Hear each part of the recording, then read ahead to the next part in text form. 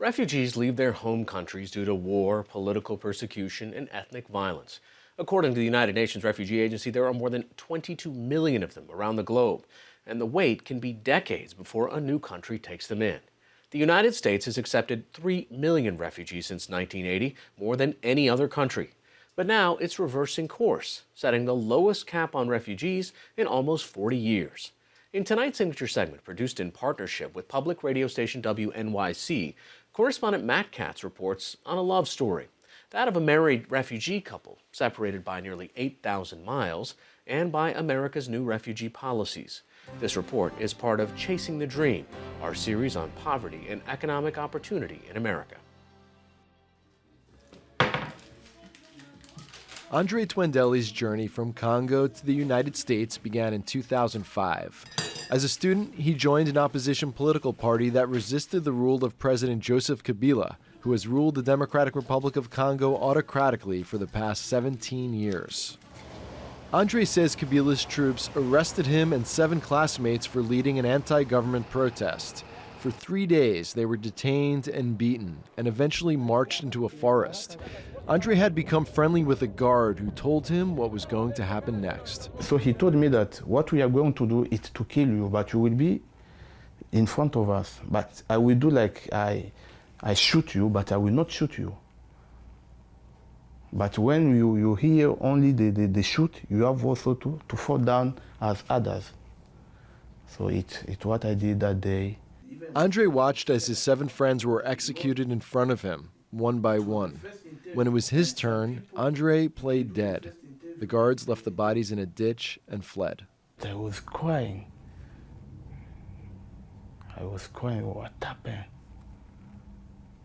Did you check to see if they were alive? Yeah, I checked, but nothing. You touched them? Yes, I touched them, but all of them, they were killed.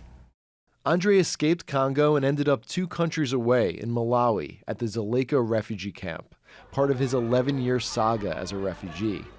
The camp is run by the government of Malawi and the United Nations Refugee Agency, the UNHCR. There's little electricity, refugees have no indoor plumbing, and food rations are limited.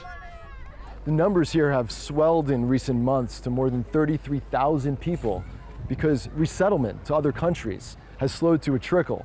There used to be more than 1,000 people a year that would be resettled around the globe, mostly to the US, but that has dropped dramatically. Andre opened his application to enter the US in 2012 when refugee admissions were still high. Officials from UNHCR and the US government interviewed him and vetted his story of persecution. It took Andre nearly 4 years, but finally, in 2016, 13 days before President Trump's election, he was resettled in Elizabeth, New Jersey. He now works the overnight shift packaging seafood for high-end sushi restaurants. The work is physical, cold, and exhausting. My experience is normally you have to be strong because I've seen many people coming there. After 3 days, they run away. The night shift at True World Foods is made up almost entirely of refugees and immigrants. Andre makes $11 an hour. What I've seen here in USA is when you are alone, it's not easy. Yeah, especially when you have a job and that job and the wage is not too much.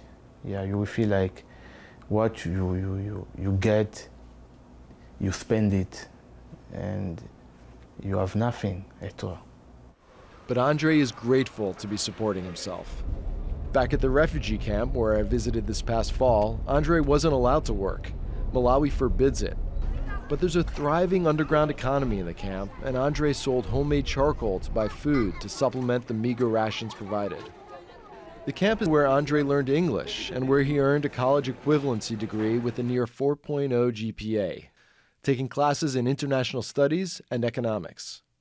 The camp is also where Andre met Lizette Likoji. Lizette's story is also one of political persecution in Congo. She says government officials arrested her 5 years ago because her uncle had opposed President Kabila. She was home at the time with her then 2-year-old daughter, Lorette. She has not seen or heard any news about her daughter since that day. I don't even know where she is. I don't know. Lizette says after she was locked up in solitary confinement, 3 guards sexually assaulted her. They were planning on killing me. They raped me. I didn't have a choice. All three raped me and left me in the night. They then gave her a little bit of money and released her. She escaped Congo barefoot and eventually made her way to the refugee camp in Malawi, where she met Andre. He asked about me and where I was from, and my friend said she's from Congo, and gave him my full story. He asked if I could leave her with his number, and I said no, I don't want a number. Lisette just wasn't into him at first. Why didn't you give him your telephone number? I didn't even know him. But he seemed interested in you. He seemed charming and handsome, no? Even so, I didn't feel like it. What girls? Playing hard to get? Like she doesn't like to talk to me, something like that. He was always asking my friend, give me Lisette's number. I need to talk to that girl. I like her a lot. I want to marry her. Soon enough, they became friends. And then, something more. Something strange comes. Yeah, some feelings of love was coming, something like that, yes. They got married in the camp in 2015. His church bought him a suit. She borrowed a dress. 200 guests attended. But Andre thought if he amended his application to the U.S. to include his new wife, it would delay his arrival. I was just quiet.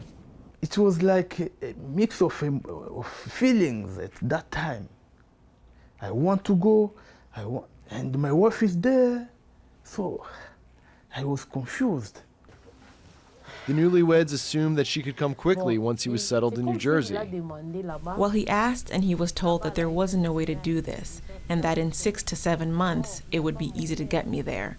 But now it's been almost a year, and I don't know if I'll ever be able to join my husband. That's because Donald Trump has dramatically changed U.S. refugee policy, effectively delaying Andre and Lisette's reunion. First, Trump enacted a 120-day ban on most refugee arrivals so new security protocols could be implemented. The ban and new vetting requirements have clogged the pipeline for new admissions, like Lisette. Second, citing concerns that terrorists could enter the country through the refugee program, President Trump capped the number of entering refugees at 45,000, the lowest level since before the 1980 Refugee Act. In his last year in office, President Obama had set the cap at 110,000. Third, the administration reassigned some American officials who handled overseas refugee admissions, adding to an already massive backlog on the waiting list. So in the meantime, Andre tries to settle into Elizabeth, New Jersey, across the Hudson River from New York City.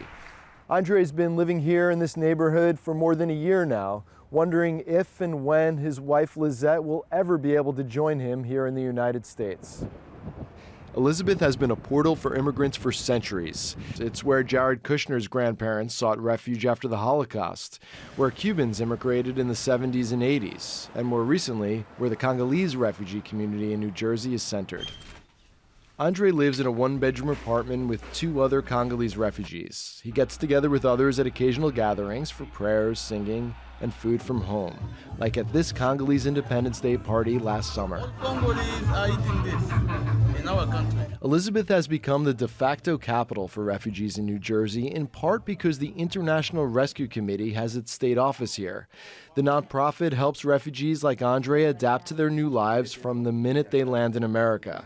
Allison Mian is the agency's New Jersey resettlement director. It means everything from picking them up at Newark Airport, bringing them back to a furnished apartment, providing them their first hot meal in the country, and connecting them with key services and systems here in the United States. Who would like to read the paragraph?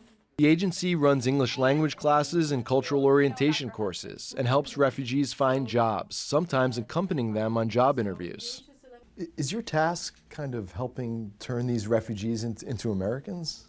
I wouldn't say it's turning them into Americans. I think our job is to both celebrate the diversity that refugees bring and the experiences they bring, and help them integrate into their new communities, as well as educating the communities where we're resettling them in about who refugees are.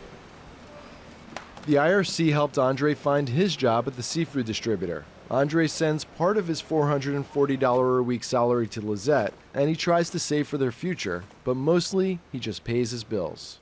I know that this one is for rent, this one is for food, this one is for clothes, this one is for electricity, for gas, and this one is also for my wife. If she comes here, I'm working, she's also working. I think it will be better. USA is a nice country.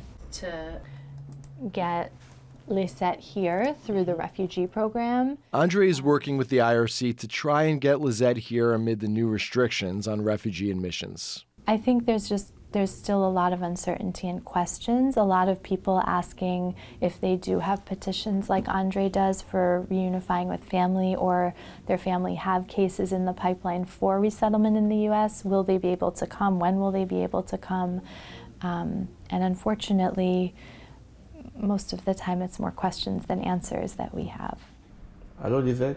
For now, Andre has to settle for phone calls. He used his first paychecks to buy Lizette a phone. Oui, ça va. He even skipped some meals to save the money. Now they speak multiple times a day, during breaks at work and back home on the weekends. One day Lisette will come here. She will, I'm sure. You're confident of it? Yes, I'm confident she will come. With God's help, when my wife will be here, maybe we can also buy a house. Yeah, and I hope so that one day we'll have kids. I cannot say that my dream come reality now, because my wife is not yet here. But I have that chance to live a better life.